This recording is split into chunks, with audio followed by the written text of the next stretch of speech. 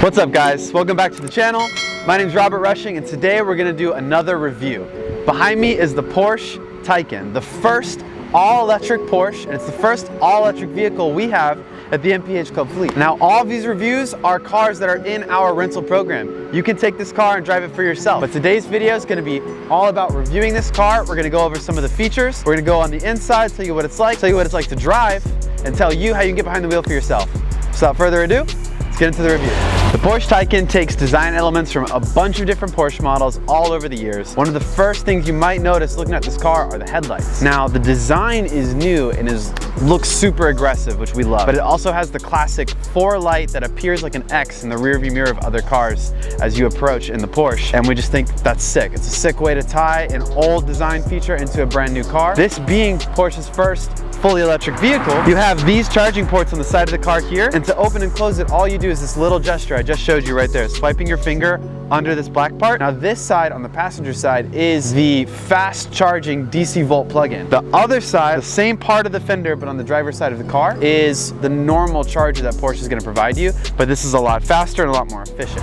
Moving along, this side vent is the only vent that is not functional. Otherwise, I love every single design choice of this car. This is the only one I kind of wish was a little different just because this vent doesn't actually open up. This vehicle is spec'd in this gorgeous gray chalk paint coupled with a black leather interior, and it's really futuristic on the inside. I'm going to show you what it looks like in a minute. Before that, I want to point out this spoiler back here is an active spoiler. This is going to move up and down to give you more downforce as you drive. There's also a button on the center dash that'll let you control that. Before we move inside, you have to notice these door handles actually pop up. Now if you have the key in your pocket like I do, it knows you're close to the car, it'll automatically open this up, but when you turn the car on, switch to drive and start moving, they'll close back in to be more aerodynamic. Also, we have to talk about these wheels. On first inspection, it looks like a really cool wheel. Then once you double take, you realize these are not gaps, but black walls that kind of like fan out that covers majority of the wheel and brake caliper, which is the only thing I don't like. Generally speaking, the design looks great. I like that the Porsche badge is like chrome and black here, and it goes with the rest of the wheel, and this actually goes very well with the spec of our car. You'll notice there is a massive brake caliper tucked away under this wheel. That's the only thing I wish I could show off more, is just how massive these brakes are, and they need to be. Being an electric car, the instant torque, the power in this car is nuts,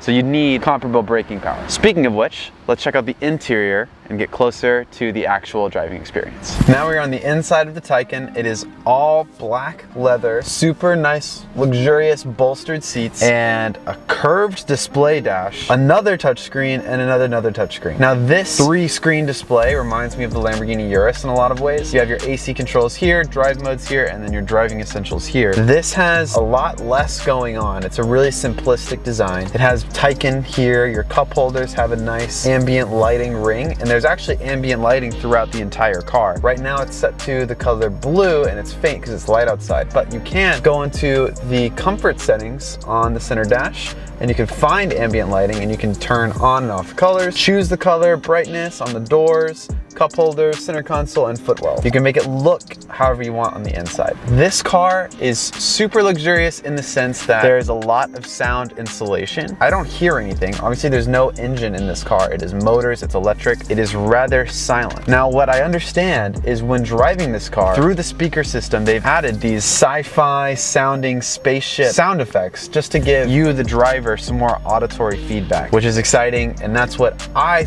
love about driving, is auditory feedback, how an engine sounds. So reviewing an electric car, I'm already a little biased. I'm not a huge fan because I love how loud and crazy the exotic cars are, but I've heard nothing but positive things about this driving experience.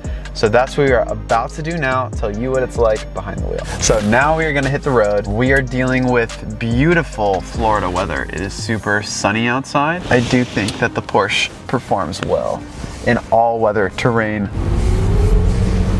Do you hear that?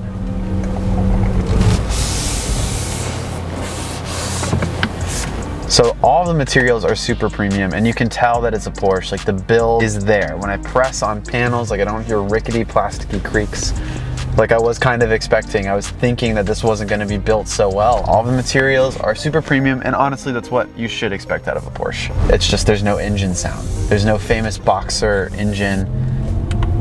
Instead there's this Star Trek sci-fi sounding warping noises, which I love. I also know this is a setting you can turn off and on if you just wanted straight silence, which you might, because the sound installation in here is incredible. Just as a driving experience, this vehicle is super premium and luxurious. It can hold 4 people, a ton of space.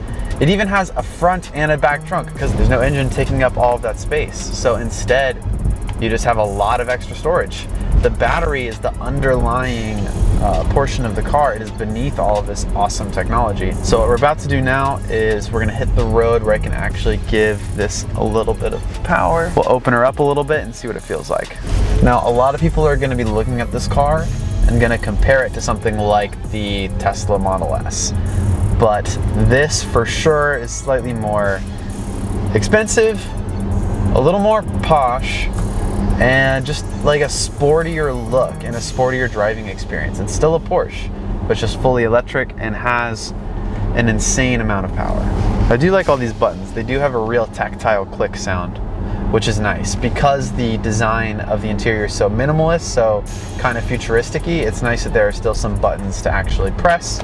I do like this drive selector. Now I know it's a little provocative. Some people love, some people hate it. It's got like a nice texture to it, but you flip it up and down like a switch from an old school type of car, or almost like an old school like fighter jet styled switch you would flip up and down. And that's how you toggle between drive, neutral, and reverse.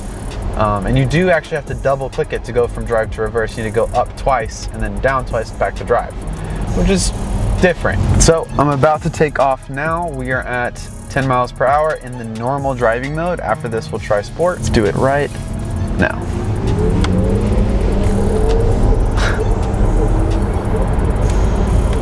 Wow.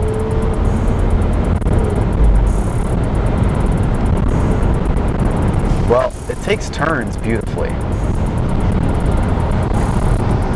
Oh my God, we're already going like 80 miles per hour.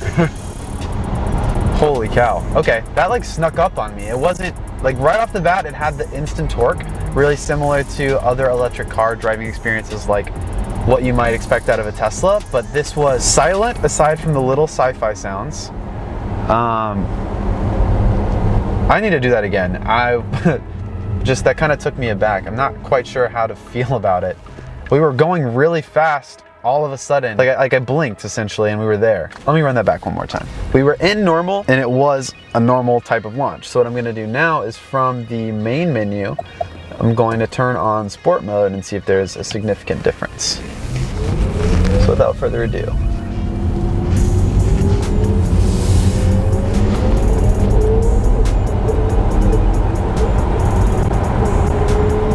Wow. Whoa. Okay. So, I knew to look for this. This vehicle has a 2-gear transmission, which is really unique as an electric car because something similar to a Tesla might give you constant torque from start to finish. So it's a really linear type of power you have access to. Now driving this right off the bat, you have a ton of torque, a ton of power like you might expect. And then as it lulls, you then feel a second jump of power due to it switching to its second gear, which is really unique. I think this is the only electric car with more than 1 gear. When you're driving, you don't have control or paddle shifters like some of the other sports cars and exotic cars. This changes gears for you, whether you're ready for it or not. And I'm sure after you get driving this car for a while, you'll learn where to anticipate the car to switch gears. I don't have control over it. The car decides for me, which is cool. It's just different. Which is, I guess, my overall opinion of this car. It is really cool, built really well, luxurious, just different. You know, this being the first all-electric car in the MPH Club fleet, it's a really exciting time. It's new, and it just symbolizes what's to come in the future.